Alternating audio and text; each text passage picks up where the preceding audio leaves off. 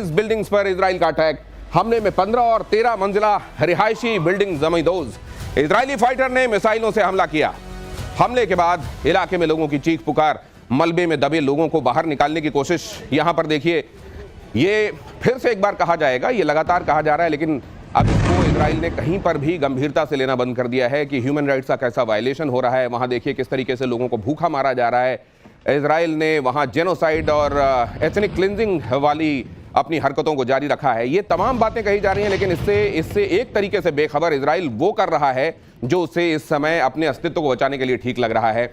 इसको लेकर बहुत सारी बहस, बहुत सारे विमर्श के बीच जो हकीकत है वो ये तस्वीरें हैं। मेरे साथ जुड़ रहे हैं जनरल सिन्हा, बहुत स्वागत है सर आपका, और मेरे साथ कैप्टन श्याम भी हैं। ये तस्वीरें 7 अक्टूबर की डेडलाइन, 7 अक्टूबर वही तारीख जिस दिन इजराइल को हमास ने वो जख्म दिए जिसको आज भी वो जिनको भरने की कोशिश में लगा हुआ है, और उसने कसम ये खाई थी कि इसी दिन को हम अपनी डेडलाइन लेकर चलेंगे और हमास का खात्मा कर देंगे गाजा से। वो 7 अक्टूबर आने के पहले पहले वहां क्या क्या देखा जा रहा है हम वो, लेकिन सर इसको क्या बाद में मान लीजिए पूरी तरीके से इजराइल ने जैसा कहा वैसा करने में कामयाब हो जाता है, क्या बहुत दिनों तक इसकी गूंज सुनाई देती रहेगी कि इजराइल ने जो किया वो सही किया या गलत किया?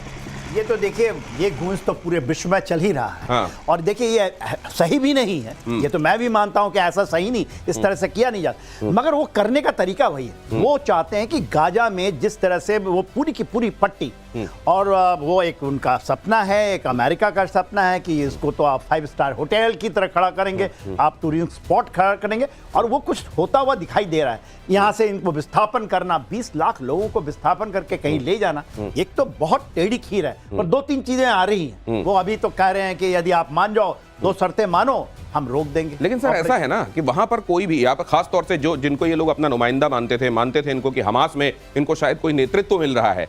हमास के लोग उनसे खाना छीनकर उनको भूखों मारने के लिए छोड़ रहे हैं। हमास के लोग उनका जिनका नेतृत्व होने का दम भरते थे, उन्हीं के एक तरीके से प्रेडेटर बन गए हैं। और ऐसे में कैप्टन श्याम, क्या वहां के लोगों का भी ये मोह भंग हो रहा होगा? और अब ये व्यापक रूप से लोगों में ये मैसेज जाएगा क्या कि ऐसे लोगों को अपना नुमाइंदा बनाने से और मानने से बचना?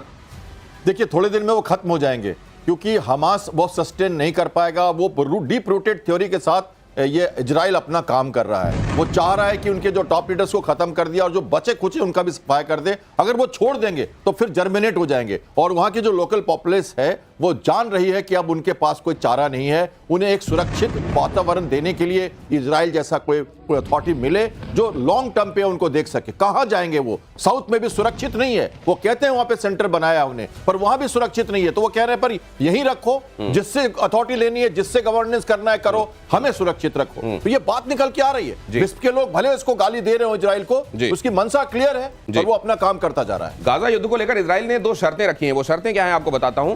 पहली शर्त यह है कि सभी बंधकों की रिहाई हो। दूसरी शर्त यह है कि हमास अपने हथियार डाल दे, और दोनों शर्त पूरा होने पर गाजा युद्ध खत्म होगा। हमास अपने हथियार डाल दे, हमास सरेंडर कर दे, और जितने भी बंधक हैं उनकी रिहाई हो जाए। अब सबसे बड़ी बात यह भी है सर कि जितने बंधकों को आज भी इजराइल ये मान रहा है कि ये हमास के कब्जे में हैं, उनमें से कितने वाकई जीवित हैं, कितने ऐसे हैं जिनको वाकई सौंपा जा सकता? हो सकता है ये एक बोगी है जिसके बिना पर वो कई जगहों पर खुद को बचाते चले आ रहे हो कि यहाँ हमारे साथ बंधक हैं, आप यहाँ पर हमला मत करना वरना हम ये कर देंगे वगैरह वगैरह। वो तो देखिए इजराइल ने छोड़ दिया है कि बंधक वाली 47 के आंकड़े थे। 47 में 26 तो मानता है इजराइल की नहीं है, 20 का है, उसमें कहते हैं 10 का, तो वो कहता है कि हम 10 को छोड़ देंगे। तो देखिए 10 और 20 की जो बात है, इजराइल को ये समझ में आ चुका है कि बंधक का जो बोगी है ये अब नहीं चलेगा। इसलिए उन्होंने 80,000 फौज वहां करी हुई है, 50% ले चुके हैं। वो चाहते हैं कि यहां से निकलें, जिससे कि जो क्लीनिंग है, चाहे वो उनके वो एक मान के चल रहे हैं, बोलते नहीं है कि बंधक तो शायद हमने खो दिया और हमने करना है तो इसको हम उसको क्लियर करना है, ये उनका संकल्प। अब जो दूसरी बात कही जा रही है, हमास सरेंडर कर दे, क्या ये कैप्टन श्याम मुमकिन है? और खास तौर से क्या मान लीजिए उसके कुछ एक लोग जो वहां जीवित हों वो सरेंडर कर भी दें, तो ये कैसे पता चलेगा कि उनकी पूरी की पूरी लीडरशिप, एक आदमी जिनके पास वो हथियार था और उस तरीके की इंडोक्ट्रिनेशन दिमाग में लेकर चलता है, वो खत्म है? देखिए, अच्छे रास्ते पे जा रहा था इजराइल। 7 अक्टूबर को इन्होंने जो कर दिया वो एक डिस्कंटेंट कुछ हमास के लोगों ने किया और बाद में सबको झेलना पड़ा। तो इजराइल तो अपनी बात करके रखेगा। जहां तक कि आप ये कर रहे हो, ट्रस्ट की बात कर रहे हो, तो वो कह रहे हैं कि आप मुझे जब आप आके बैठो, बात करो। लेकिन उसके साथ वो ये भी कह रहे हैं, वो कह रहे हैं कि आप पहले दिन आप चलो हॉस्टेजेस को एक्सचेंज कर लो और प्रिजनर्स को हमें लौटा दो, अगले दिन से हमें इस जगह पर कंट्रोल चाहिए और हम इसकी व्यवस्था करेंगे। हमास ऐसा कह रहा है, आप मान के चलो अगर वो करेगी व्यवस्था तो फिर जर्मिनेट हो जाएगा, जैसा मैंने कहा। तो ये होगा ही नहीं। और आप शायद ये भी है कि डोनाल्ड ट्रंप जो कह रहे हैं कि हम तो कुल मिलाकर आप दोनों की बातों से मुझको एहसास ये हो रहा है कि इजराइल ने जानबूझकर ऐसी शर्त रखी है। उनको खुद भी मालूम है कि ये जो है ये मुनासिब नहीं, ये मुमकिन नहीं है। मुनासिब क्या, ये मुमकिन नहीं है। और मुमकिन नहीं है तो जो हमारा प्लान है उसके साथ आगे बढ़ेंगे। कम से कम दुनिया को कल ये बोलने के लिए रहेगा कि हमने ये 2 शर्तें कही थी लेकिन उनका पालन हुआ नहीं, इसलिए हमको ये करना पड़ा। एब्सोल्युटली। एक चीज ऐड करूं, ये 100% हमास का सरेंडर तो लेंगे ही लेंगे। वो हाथ बाहर करें मर जाएंगे। बोलते हैं 20,000 इन्होंने खड़ा कर दिया। ऐसे खबरें भी आ रही हैं कि 20,000 हमास के, और ये इतने रेडिकलाइज्ड लोग हैं, ये लड़ेंगे, बोलते हैं घुटने भी टेकेंगे, मगर आपको उस तरह से घुटने टिकाने पड़ेंगे। और मेरा मानना है कि इजराइल कर पाएगा। इजराइल आखिरकार सरेंडर वो करेंगे नहीं तो करवा के मानेगा, ये कहा जा रहा है एक्सपर्ट्स की तरफ से। और इजराइल पर हूती विद्रोहियों ने कैसा अटैक किया है। इजराइल चौतरफा अटैक झेल रहा होता है।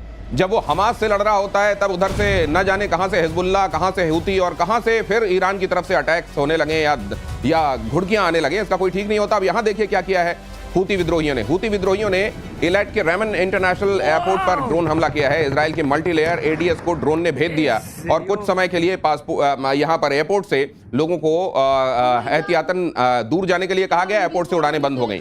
यमन की राजधानी सना पर इजरायली अटैक का बदला लिया गया है, ऐसा कहा गया है हूती विद्रोहियों की तरफ से। अब हूती विद्रोहियों को भी जबरदस्त चपेट पड़ रही है एक तरीके से इजराइल की ओर से। लेकिन आप जानते हैं कि ये सब प्रॉक्सी माने जाते हैं। ये माना जाता है इनके पीछे ईरान और ईरान के साथ खड़ी हुई दूसरी ताकतों की शय है और इसीलिए इनको लड़ने के लिए इतना बल मिलता रहता है। वैसे सर अब मुझको ये लग रहा है कि बड़ा डिसाइसिव कुछ हो सकता है इस तरह के अटैक के बाद हूती विद्रोहियों के ऊपर। एब्सोल्युटली। उनके प्रधानमंत्री, उनके काफी नेताएं मारे गए हैं। सना में हुआ है और एयर स्ट्राइक किया था इजराइल ने।